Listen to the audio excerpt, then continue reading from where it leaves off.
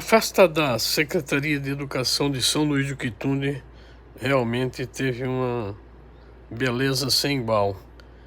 A festa de confraternização encerra mais um ano aqui em São Luís do Quitunde com um trabalho de extrema qualidade do secretário Cícero Alberto, com o apoio da prefeita Márcia Cavalcante, que estiveram participando desse grandioso evento, onde se contemplou a harmonia de uma secretaria que realmente tem feito a diferença em São Luís do Quitunde.